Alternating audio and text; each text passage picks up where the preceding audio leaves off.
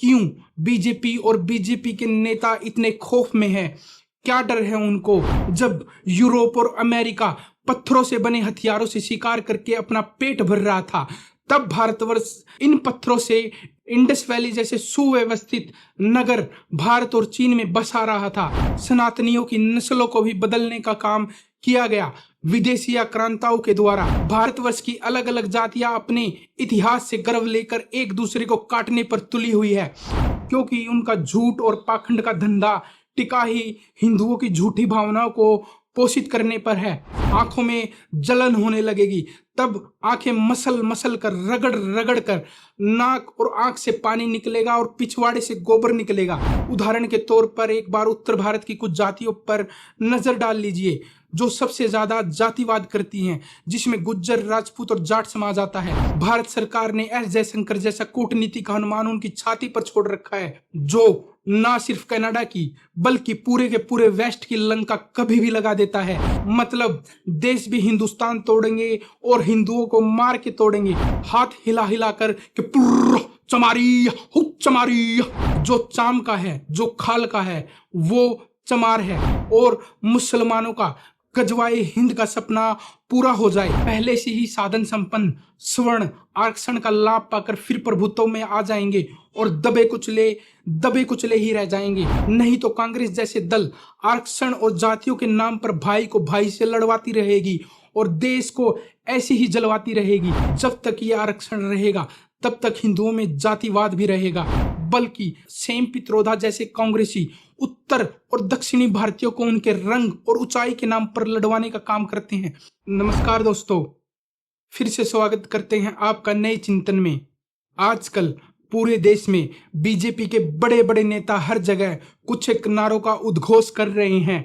एक तरफ उत्तर प्रदेश के मुख्यमंत्री योगी आदित्यनाथ नारा बुलंद कर रहे हैं कि बटेंगे तो कटेंगे।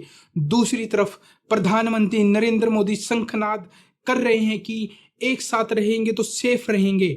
आज हम इसी पर प्रकाश डालेंगे कि क्यों बीजेपी और बीजेपी के नेता इतने खौफ में हैं, क्या डर है उनको। वहीं दूसरी तरफ इंडी गठबंधन और कांग्रेस बीजेपी को एक बांटने और काटने वाली पार्टी बताते हुए इन नारों को समाज में वैनमस्या फैलाने वाले जहरीले बयान बता रही है। सबसे पहले बात कर लेते हैं कि बीजेपी इतनी डरी हुई क्यों है, क्यों बीजेपी को बंटने और कटने का डर सता रहा है। ये डर बीजेपी का नहीं अपितु पूरे के पूरे हिंदुस्तान का है, क्योंकि इतिहास में भारतवर्ष, भारतवंशी और हिंदू बहुत कटे और बहुत बटे हैं। इतिहास इस बात की गवाही देता है कि जब तक भारतवर्ष, भारतवंशी और हिंदू एक था, तब तक अपने आप को बढ़ाता रहा, अपनी विशालता का निर्माण करता रहा, और जब बटा तो टुकड़े टुकड़े हो गए भारतवर्ष के।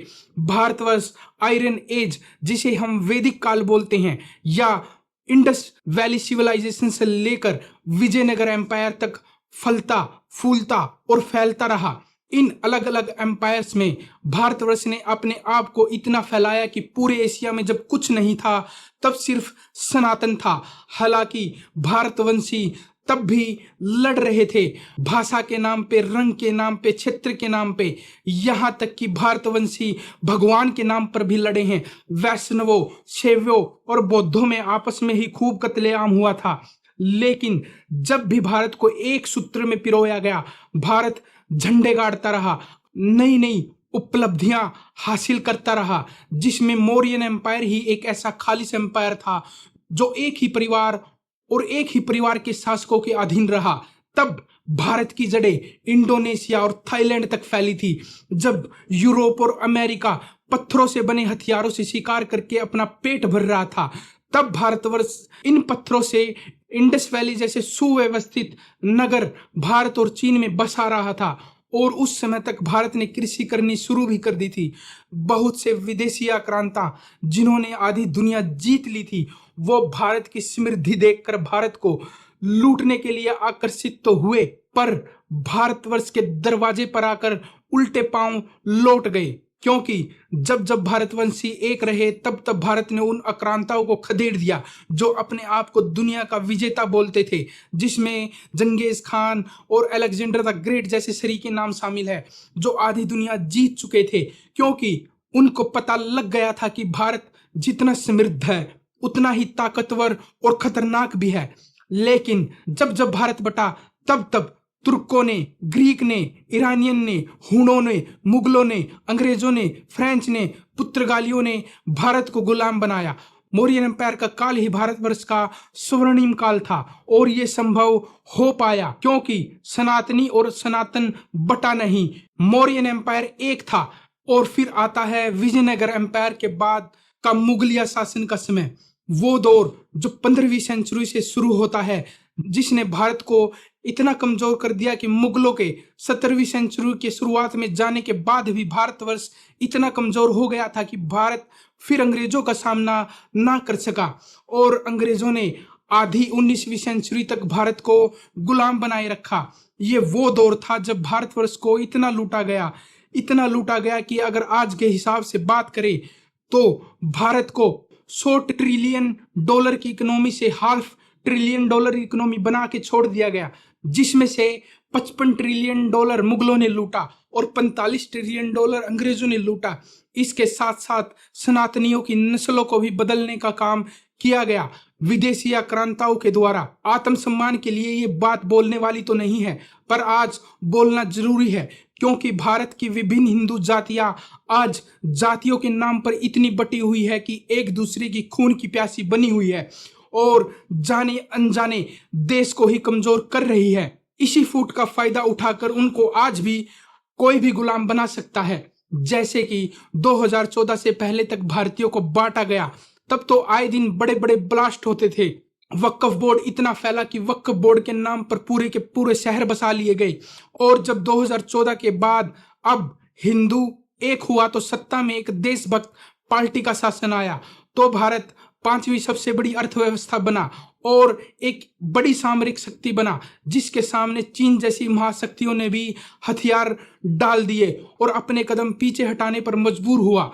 इसीलिए बीजेपी इसी बात का प्रयास कर रही है कि ये हिंदू बस बटे नहीं और एक रहे, अगर ये बटे तो कटे। इसलिए इन हिंदुओं के झूठे अहंकार पर चोट करना भी जरूरी है, क्योंकि भारतवर्ष की अलग अलग जातियां अपने इतिहास से गर्व लेकर एक दूसरे को काटने पर तुली हुई है।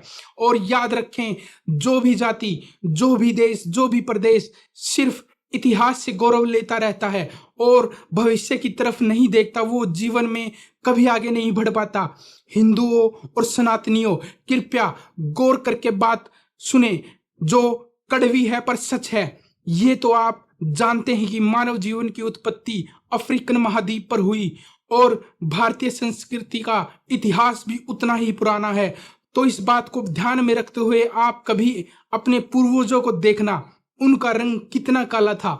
वो इसलिए क्योंकि भारत भी मूल रूप से एक अफ्रीकन कंट्री था, जो अफ्रीकन महाद्वीप से टूटकर अलग होकर ही एशियन महाद्वीप से जुड़ा था। और इसी कारण हिमालय का निर्माण हुआ। जब दो प्लेटें एक दूसरे से टकराई तो मूल रूप से भारतीयों की चमड़ी गोरी नहीं थी, ये तो विदेशी आक्रांताओं के द्वारा भारतीयों की नस्लें बदली गई है। तो इतनी बात ध्यान में रखें और अपने झूठे इतिहास पर गर्व करना बंद कर दें, जो कि विजयनगर एम्पायर के बाद का है। उसके बाद से तो भारतीयों की हालत गले में पड़े पट्टे जैसे कुत्ते जैसे हो गई थी। कृपया मुझे गाली मत देना, इस बात में कोई शक नहीं है कि आपकी नस्लें बदली गई हैं।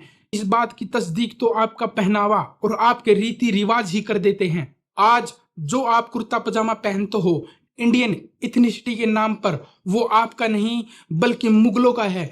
हिंदुस्तान में कश्मीर से लेकर कन्याकुमारी तक कुर्ते के नीचे धोती बांधी जाती थी और राजा महाराजा कुर्ते के नीचे चूड़ीदार पैजामे पहनते थे, जैसे कि देश के प्रधानमंत्री नरेंद्र मोदी पहनते हैं। ये सलवार जैसे पैजामे मुगल लेकर आए थे भारत में, जिसे आप आज बड़े चाव से पहनते हो, क्योंकि ये आपके निकले हुए झेद को छिपाने के लिए काम आता है। और दूसरी बात, आप आज जो दिवाली पर आतिशबाजी करते हैं वो भी मुगल लेकर आए थे भारत में। जिसे बाद में शौक के लिए हिंदू राजा रजवाड़े करने लगे, जबकि ये जनता की पहुंच से बाहर की चीज थी। लेकिन आज ये इतनी कॉमन हो गई, हिंदू अपने मुगलाई पूर्वजों को खुश करने के लिए इस प्रकार की पप्पूगिरी करते रहते हैं। और ये देखने में आता है कि माननीय सुप्रीम कोर्ट और हर पार्टी के नेता इसका विरोध करते हैं, लेकिन कुछ एक पोंगे पंडित और फकलंडू संतों के साथ साथ कुछ एक टूचिए नेता जिनका गंदा धंधा ही झूठा अध्यात्म है, वो इसको बढ़ावा देते हैं, क्योंकि उनका झूठ और पाखंड का धंधा टिका ही हिंदुओं की झूठी भावनाओं को पोषित करने पर है। से देखा होगा इस दिवाली पर कि देश के जाने माने अभिनेता राजपाल यादव ने पटाखों से होने वाले हानिकारक प्रदूषण पर जब जनता को जागरूक किया, तो कुछ एक मुगलाई हिंदू इतना भड़के कि उनको नेशनल टीवी पर आकर माफी मांगनी पड़ गई। कुछ तो बोलते हैं कि हमारा धर्म और हमारी मर्जी। बोलना चाहता हूं कि आपका धर्म पटाखे फोड़ना और आतिशबाजी करना नहीं है। आपका धर्म है पहले ताकतवर बने। हाँ, बीजेपी के आने के बाद भारत ताकतवर हुआ है, लेकिन अभी 2047 तक का सफर पूरा करना है, क्योंकि बिना ताकत और शक्ति के कोई भी देश और कोई भी देशवासी सुरक्षित नहीं रह सकता, और बिना सुरक्षा समृद्धि भी नहीं आती। फिर दिवाली पर इस बात के लिए सिर्फ दिए जलाए कि हम कितने कामयाब हुए हैं समाज को बदलने में और अपने आप को ताकतवर बनाकर। यूं पटाखे फोड़कर बूढ़ों, बच्चों, बीमारों और पशु पक्षियों की सांसों पर ताला लगाकर मुगलियाई परंपरा को निभाना कोई हिंदुत्व नहीं है। और इसी मुगलाई परंपरा का दुष्प्रभाव यह हुआ कि अब दिल्ली एनसीआर हरियाणा का AQI 1300 से ऊपर जा चुका है, और इन जैसे पोंगे पंडित फकलंडू संतों के साथ साथ टूचिया नेताओं को फर्क नहीं पड़ता कि आम जनता को इससे कितनी परेशानी होती है, क्योंकि वो अपने गाड़ियों में भी एयर प्यूरिफायर लगा के चलते हैं। पता तो उनको जब चले जब आम आदमी की तरह साइकिल, बाइक और पैदल चले, तब उनको सांस लेने में दिक्कत होगी, आंखों में जलन होने लगेगी, तब आंखें मसल मसल कर रगड़ रगड़ कर नाक और आंख से पानी निकलेगा और पिछवाड़े से गोबर निकलेगा। तब इनको एहसास होगा कि पटाखे और पराली जलाने के क्या क्या नुकसान होते हैं। अब जो मैं बात बोलने जा रहा हूं उसको जातिवाद से ना जोड़े, सिर्फ तथ्यों पर ध्यान दे, क्योंकि मैं आपके सामने सिर्फ तथ्य रख रहा हूं, जातिवादी व्यक्ति नहीं हूं। आज भारत की सभी जातियां बटी हुई है। उदाहरण के तौर पर एक बार उत्तर भारत की कुछ जातियों पर नजर डाल लीजिए जो सबसे ज्यादा जातिवाद करती हैं, जिसमें गुज्जर, राजपूत और जाट समाज आता है। लेकिन इतिहास में उन्होंने ही सबसे ज्यादा पलायन किया है और सबसे ज्यादा धर्म परिवर्तन भी इन्हीं जातियों में हुआ है। इसका सबूत यह है कि क्या आपने सुना है कि कोई ब्राह्मण मुसलमान है, कोई यादव मुसलमान है, या कोई शानी मुसलमान है, या फिर वाल्मीकि मुसलमान और चमार मुसलमान है, लेकिन आपको राजपूत मुसलमान मिल जाएंगे, रांगड़ मुसलमान मिल जाएंगे, जाट मुसलमान मिल जाएंगे और आपको गुज्जर मुसलमान भी मिल जाएंगे, क्योंकि सबसे ज्यादा धर्म परिवर्तन इन्होंने ही किया है। पाकिस्तान के मुसलमान भी मूल रूप से थे तो सनातनी ही, जो आज भी अपने आप को राजपूत मुसलमान, जाट मुसलमान और गुज्जर मुसलमान बोलते हैं। चलो, परिस्थितियों व समय के अनुसार या फिर बोले तो डर के कारण धर्म परिवर्तन किया होगा, पर उस झूठे इतिहास से गर्व लेकर आज जातिवाद करना ठीक नहीं है। और यही प्रयास बीजेपी भी कर रही है कि ये सब बटे नहीं, और कभी हमारा भारत जो अखंड होता था उसको अखंड बनाने में अपना संयुक्त प्रयास करे। अब आप बोलेंगे कि ये इतिहास की बात है, आज इन बातों का क्या औचित्य बनता है और बीजेपी क्यों बटेंगे तो कटेंगे नारा दे रही है? ये बीजेपी का डर है, क्योंकि बीजेपी ने अपने पिछले 10 साल के शासनकाल में विदेशी ताकतों और अपने ही घर भारत में बैठे उनके प्यादों का हमला देखा है। कैसे वो देश को तोड़ने का काम करते रहे हैं, देश को कमजोर करने का काम करते रहे हैं। यही नहीं, बीजेपी ने पिछले 10 साल में देश से बाहर भी हिंदुओं पर हुए हमलों को देखा है, हिंदुओं को मरते कटते देखा है, माताओं और बहनों की इज्जत को तार तार होते देखा है। इसलिए बीजेपी के अंदर भी उस दर्द की पीड़ा है। अब जब बाहर से विदेशी ताकतों के आक्रमण की बात करें तो सबसे ज्यादा हमले कनाडा से हुए हैं। भारत पर कनाडा ने अमेरिका के साथ मिलकर झूठे आरोप लगाकर भारत को विश्व पटल पर अलग थलग करके कमजोर करने की साजिश रची, ताकि भारत की इकोनॉमी कमजोर हो जाए, ताकि भारतवंशी भूखे मरे। लेकिन भारत सरकार ने एस जयशंकर जैसा कूटनीति का अनुमान उनकी छाती पर छोड़ रखा है, जो ना सिर्फ कनाडा की बल्कि पूरे के पूरे वेस्ट की लंका कभी भी लगा देता है। Do you recognize the angst that India's relationship with Russia at times causes Australia? I don't think we have given cause for any angst. If I were to use that logic, I would say, well, so many countries have relationship with Pakistan. I mean, look at the angst that should cause me. कभी Canada ने भारत पर खालिस्तानी आतंकवादी निज्जर की हत्या का सबूत विहीन आरोप लगाया, कभी खालिस्तानी आतंकवादी पन्नू की हत्या का प्रयास करने का आधारहीन आरोप लगाया, कभी भारत पर आरोप लगाया कि भारत कनाडा पर साइबर हमले कर रहा है। अब कनाडा का शासन और प्रशासन खिसियानी बिल्ली बन चुका है। अब जब इनकी एक ना चली तो हिंदू और हिंदू मंदिरों पर हमला करवाने शुरू कर दिए हैं। पर इनको ये बात पता होनी चाहिए कि मोदी सरकार कनाडा की भारत में बैठे बैठे भूं बुला सकती है और वहां जाकर भी उनके फिल्टर पाड़ सकती है। यहां तक कि अमेरिका भी 5 नवंबर से पहले कनाडा का प्यादा बना बैठा था। जब भी कनाडा बोलता था कि भारत ने मेरे फिल्टर पाड़े, तो अमेरिका हाँ में हाँ मिलाकर बोलता था कि हाँ भारत ने फाड़े। यहां तक कि भारत को कमजोर करने के लिए बाइडेन प्रशासन ने तेजस में लगने वाले जनरल इलेक्ट्रॉनिक्स के F404 इंजन को डिले करना भी शुरू कर दिया था। यही नहीं, अब तो जापान भी बाइडेन प्रशासन के दबाव में आकर भारत से रिश्ते खराब करने लगा है। बाइडेन प्रशासन, जॉर्ज सोरोस और एलन मस्क जैसे हाथी भी भारत को निगलना चाहते हैं।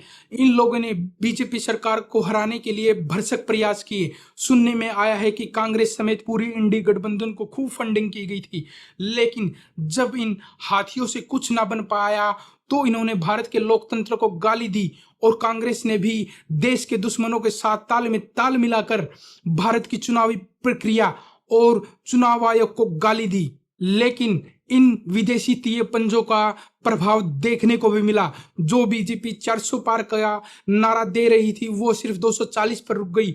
और ये पता है क्यों हुआ? क्योंकि हिंदू बटा एक बात पर और गौर करे कि जब बांग्लादेश में सरकार और सत्ता विरोधी आंदोलन शुरू हुए जुलाई 2024 में और इसके बाद शेख हसीना को प्रधानमंत्री पद से इस्तीफा देना पड़ा, तो उन्होंने बोला था कि अमेरिका कुछ हिस्सा बांग्लादेश का काटकर और कुछ हिस्सा भारत का काटकर एक नया ईसाई धर्म वाला देश बनाना चाहता है। और जब मैंने ये बात नहीं मानी तो एक गोरे आदमी की सह पर इन्हीं विदेशी ताकतों ने बांग्लादेश में सत्ता का तख्ता पलट करवा दिया। आज ये बात पूर्णतः स्थापित होती हुई दिख रही है। मिजोरम के सीएम नई कंट्री कोकीजू की डिमांड को लेकर अमेरिकी ऑफिशियल से मिलते हैं। और एक अंदर की बात बताता हूं आपको, मणिपुर की हिंसा भी इसी षड्यंत्र का हिस्सा थी। मणिपुर की हिंसा भी विदेशी इशारों पर हो रही थी, क्योंकि वहां की ईसाई मशीनरीज नागालैंड, मणिपुर, मिजोरम और त्रिपुरा के साथ साथ बांग्लादेश के सीमावर्ती इलाकों को काटकर एक नया देश बनाना चाहती है।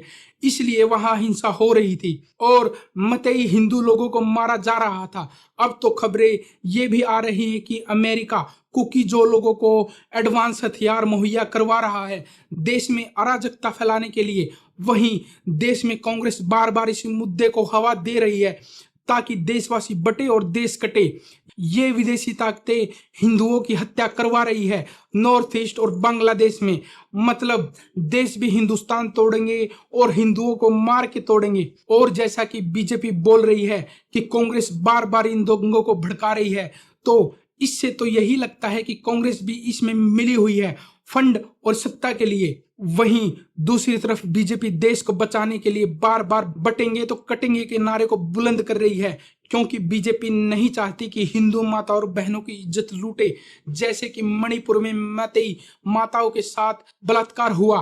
कांग्रेस जिस तरह के कृत्य कर रही है उससे तो यही लगता है कि कांग्रेस भारतीय वंशियों को धर्म और जाति के नाम पर बांटकर राज करना चाहती है। इसका उदाहरण अभी कुछ दिन पहले हरियाणा में भी देखने को मिला, जब हरियाणा के नवनियुक्त मुख्यमंत्री नायब सिंह सैनी ने एक जनता धन्यवाद कार्यक्रम में जब कांग्रेस के राज्यसभा सांसद सुरजेवाला को ये बोलते हुए तंज कसा कि उनके पास कोई काम नहीं है, वो सिर्फ कांग्रेस के भोपू और पोपट हैं जो बिना मुद्दों के बातों का बतंगड़ बनाने के लिए प्रेस कॉन्फ्रेंस करते रहते हैं ताकि टीवी पर आ सके, थोड़ा सा फुटेज ले सकें। तो जनता की भीड़ से एक समर्थक की आवाज आती है कि उसको छोड़ो, वो एक सरकारी डूम है, उसका काम ही बचते रहना है। इस पर हरियाणा के सीएम नायब सैनी हंसकर उससे सिर्फ ये पूछते हैं कि क्या बोला आपने, क्या आपने सरकारी डूम बोला? इस पर सुरजेवाला समेत पूरी की पूरी कांग्रेस जातिवादी हो गई, डूम जाति का नाम लेकर बीजेपी पर हमलावर हो गई और समाज में जहर फैलाने लगी ताकि फिर हरियाणा में जातिगत दंगे हों। जबकि हरियाणा के सीएम ने हंसी मजाक में उस समर्थक से सिर्फ ये पूछा था कि क्या बोला आपने, क्या आपने सरकारी डूम बोला?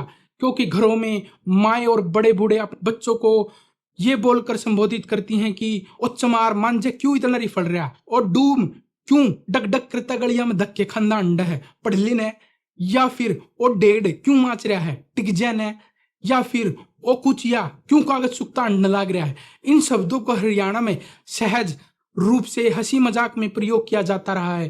तो इसका मतलब ये तो नहीं कि वो जातिवाद हो गया। ब्राह्मणों को भी बोला जाता था कि तू तो नौतराही ब्राह्मण है, मांग कर खाने वाला। ऐसे ही गुजरों को भी बोला जाता है कि भैंस चराने वाला। तो क्या उनके पास कोई और बिजनेस नहीं होता? ये सिर्फ एक सहज हास्य वाली बातें होती थी और कहावतें होती थी जिसको कांग्रेसियों ने राई का पहाड़ बना दिया ताकि समाज में वैमनस्य फैल जाए। कांग्रेस और कांग्रेसियों ने समाज में इस तरह से जातिवाद जहर को फैला दिया है कि अब तो आए दिन बचपन के दोस्त भी इसी प्रकार के हंसी मजाक को लेकर एक दूसरे की जान लेने लगे हैं। जबकि पहले होता ये था कि जाट चमार माली सैनी ब्राह्मण इन तंजों को हंसकर टाल देते थे। लेकिन इसके विपरीत कांग्रेसियों को बताना चाहता हूं, जातिवाद ये नहीं होता कि हंसी मजाक में किसी को लोकतियां और मुहावरों के जरिए चमार या डूम बोल दिया जाए, बल्कि जातिवाद वो था जब विधानसभा चुनावों में कुमारी सैलजों को बोला जाता है हाथ हिला हिला कर कि पुर्र चमारी हु चमारी। ये होता है जातिवाद। ये शब्द एक महिला को बोले गए थे। कांग्रेस और कांग्रेसियों एक बात पर गौर करना, जो चाम का है, जो खाल का है, वो चमार है, यानी जिसके पास चाम है वो चमार है। क्या कांग्रेसियों ने अपनी चाम का कभी ख्याल नहीं रखा? क्या वो नहाते धोते नहीं? क्या उनको कभी टूट फूट नहीं हुई है? क्या उन्होंने उन शरीर में हुए टूट फूट पर मरहम पट्टी नहीं की? तो जो अपने शरीर का ध्यान रखता है, जो अपने चाम को संवारता है, वो हर एक चमार है। अब बात यह है कि कांग्रेस समेत पूरी इंडी गठबंधन ऐसा क्यों कर रही है? क्यों कांग्रेस जातिगत जनगणना करवाने की बात कर रही है?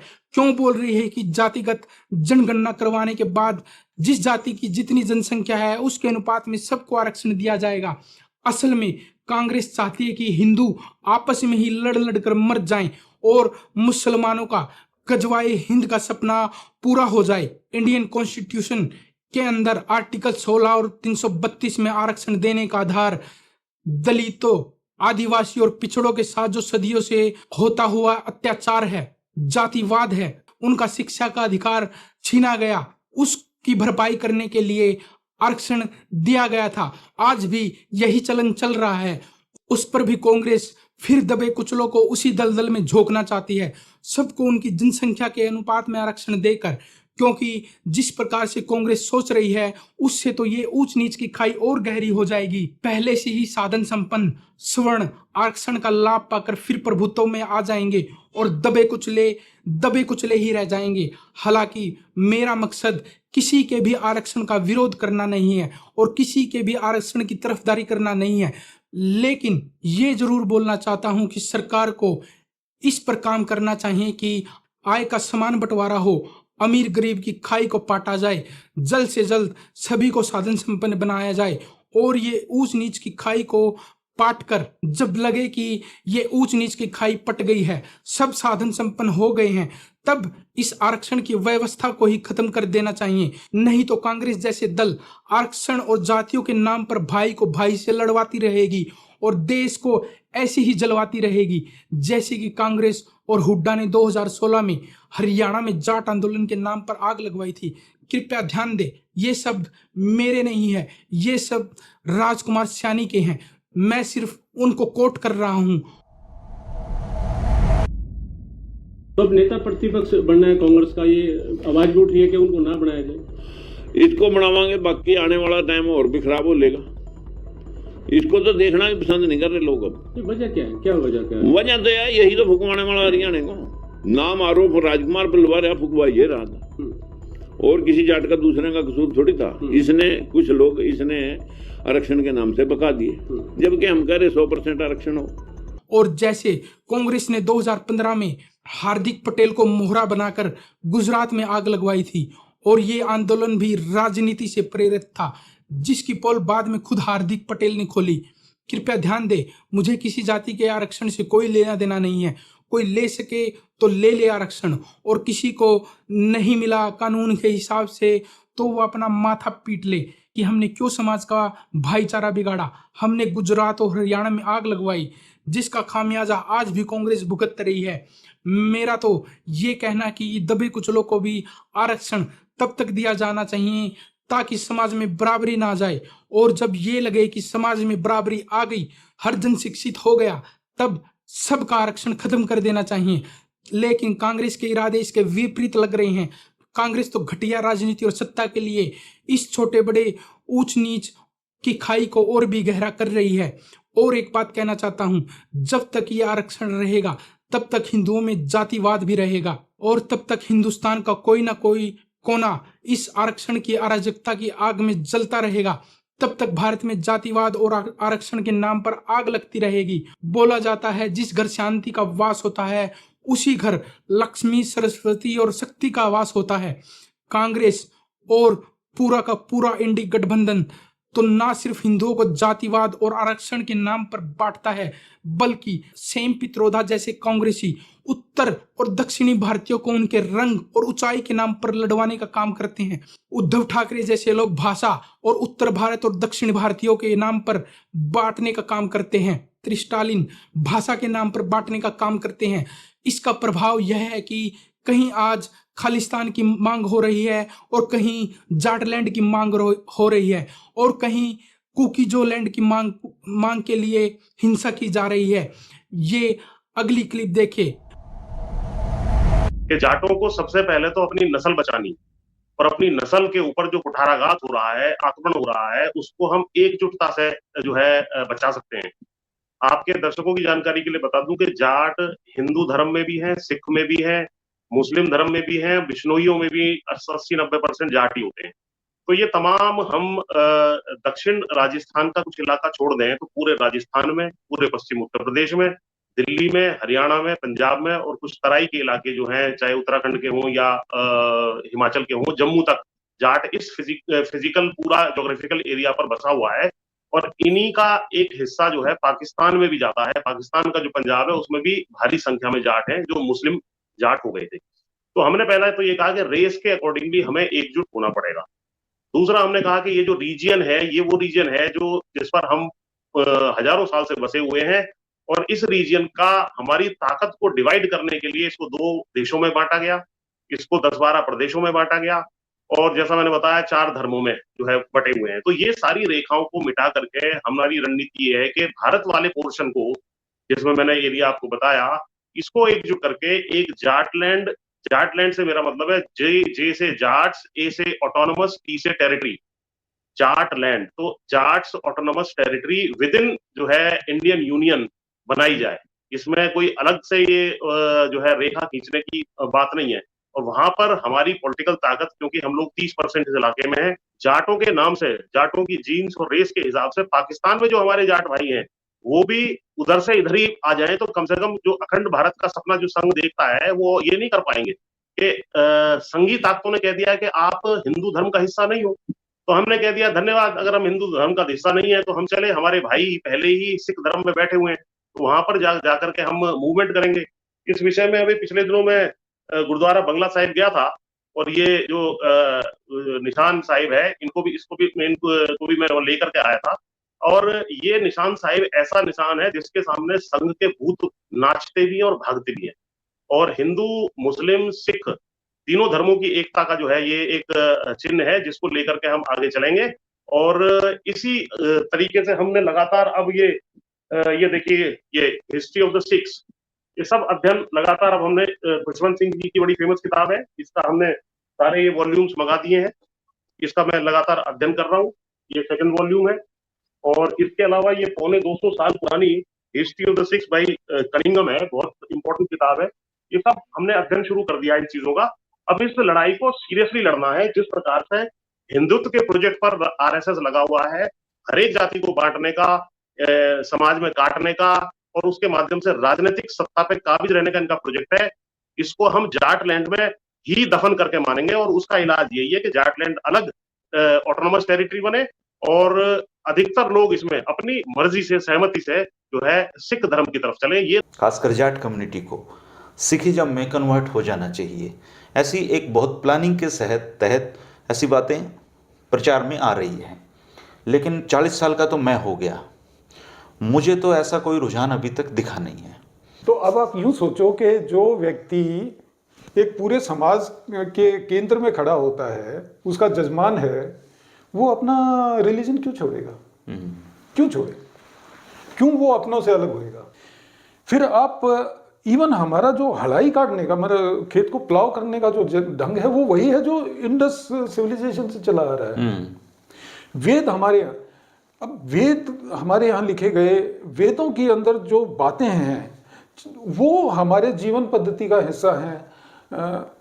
और वेद जो है वो एक इतनी सुंदर और फिलोसॉफिकली इतनी डीप जो हैं, उनका मुकाबला कोई भी जो कहे मेरे के भाई तुम अपना रिलीजन बदलो, मैं उससे एक ही बात कहूँगा, भाई वेद के अंदर हिरण्यगर्भ नाम का सूक्त है जी, जो पृथ्वी सृष्टि की रचना को बताता है। भाई तुम अपने यहाँ से उसके बराबर का फिलोसॉफिकल डेप्थ मुझे दिखा दो, मैं बराबर का ही दिखा दो, उससे ज्यादा नहीं, तो मैं मान लूंगा तुम्हारे को बड़ा। तो मेरी तो ऐसी लिगेसी है, तो इसके बराबर का कुछ मिले तब बात हो ना। अब क्या है कि एक बड़ा फाइनेंशियली शक्तिशाली वर्ग है सिख क्लर्जी और पॉलिटिशियंस का, जो अपनी रीच बढ़ाना चाहता है।